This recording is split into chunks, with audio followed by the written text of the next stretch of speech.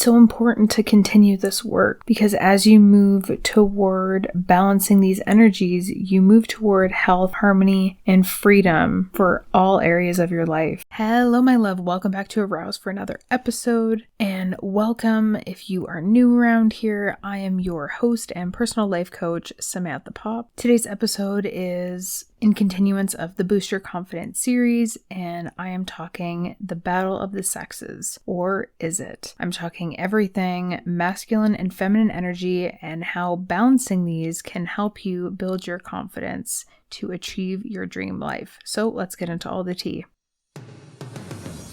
Warning, the following presentation is intended for mature audiences. It includes stigma topics like sex, addictions, mental illness, adult dialogue, and strong language. Viewer discretion is advised.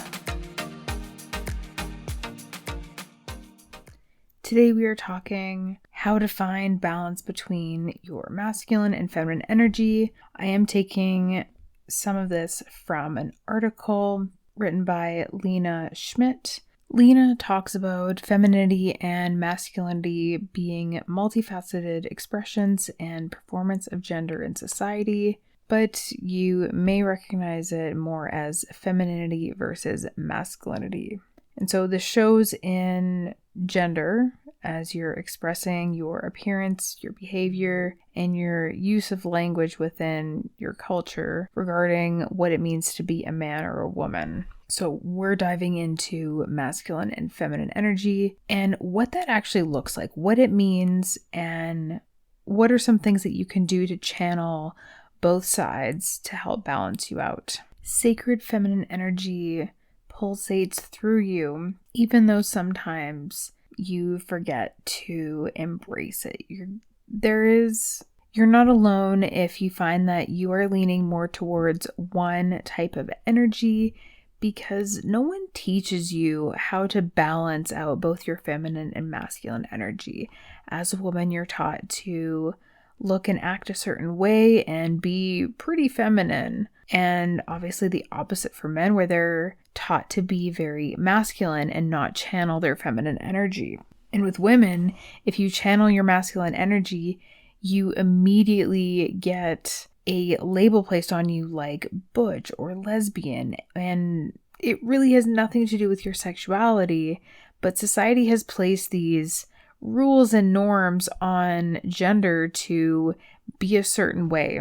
However, by learning to balance both your feminine and masculine energy, you can really tackle anything that comes your way, and you can do it with confidence. When you accept and channel your feminine energy, you can see many qualities like empathy, nurture, fluidity, softness, reception, openness, devotion, creative, compassion, community, feelings, support, intuition, life, and understanding.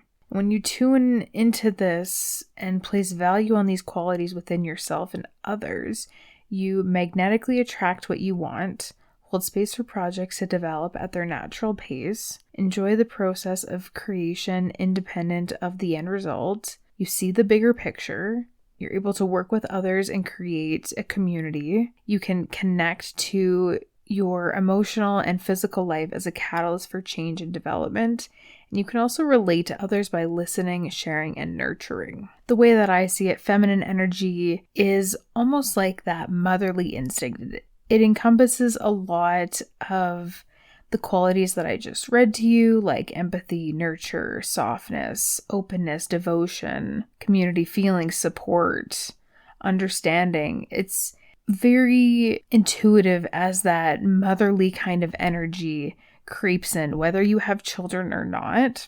I do believe that you can have that motherly nature. I definitely have it, and I have no kids that are mine. I have a dog, and I have loved other people's children as my own, but you can still have that motherly instinct and that motherly energy, which is that feminine energy, regardless if you have kids. And then there's the masculine energy.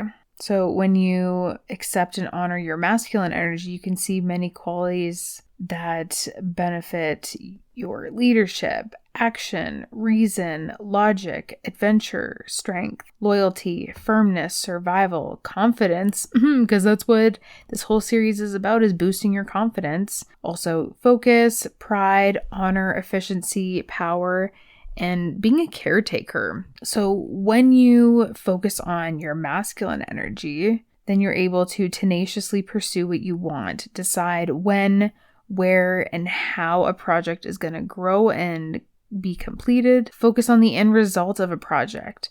Focus on one thing at a time. Rely on yourself and your individual achievements. Set boundaries around emotions and your body in order to accomplish your goals, and relate through entertainment and problem solving. And there can be the unhealthy imbalance of focusing just on one specific energy.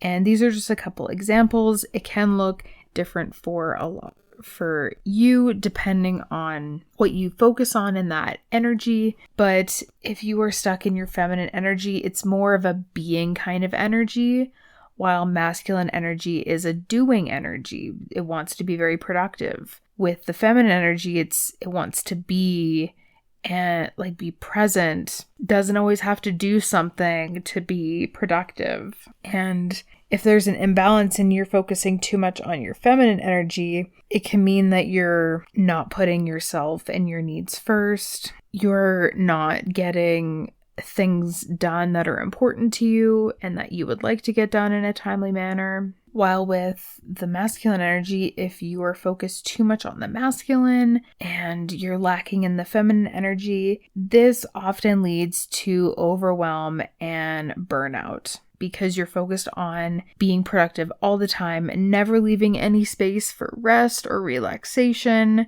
and to recoup from everything that's going on, because life can be overwhelming. And if you continue to throw yourself into work and never rest, not take a nap, never take time for yourself, never do any self-care or self-love, you risk at being overwhelmed and ultimately burning yourself out, which doesn't do anything, because then your body actually forces you to take time for yourself. And it almost feels impossible and weird to do this, almost like you don't want to because you were taught not to do it this way. However, it is important to be able to balance both the feminine and the masculine energy. Being able to get things done, be productive, be logical, and make decisions that feel really good for you, while also taking time out of your schedule to do that self-love and self-care practice to take care of your needs, because you can't just be go, go, go all the time. You need to take rest too, because it's not good to be running your body all the time. And so I encourage you to look upon yourself and take some time to figure out where you're channeling more of your energy and time. Is it in the masculine energy? Is it in the feminine? Where's this imbalance for you?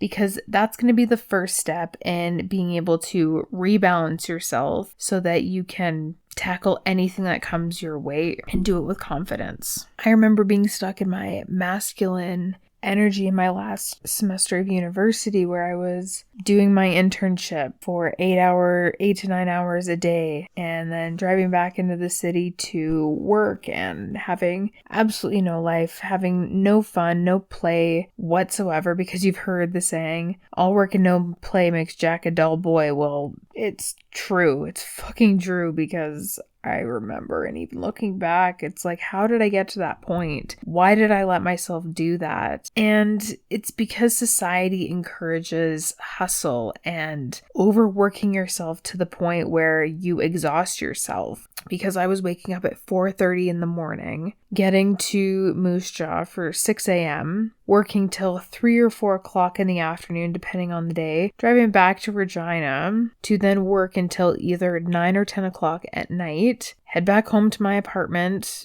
get my stuff all ready for the next day, make my breakfast or whatever, to get that all prepped, and then go to bed and do it all over again. Wake up at 4:30 and boom, just repeat everything. And it wasn't a life. It was just getting things done and being there, not even really being focused and present, because that's what, well, not the focus part, but being present that's your feminine energy. Being focused is masculine energy. However, being able to do your tasks in an orderly fashion, getting things done the way that you want, can also be in your feminine energy. So learn from me that you should not be overworking yourself because it's not worth it. It's going to make you suffer in other areas. I wasn't getting enough sleep. I was sleeping on my lunch break because I was so tired, and I didn't want to be driving back into the city after I was done at my internship to potentially veer off the road because I was so tired. It was a really bad point, and I'm still surprised that I got to that point and I let myself get that far. However, it was a good lesson for me to learn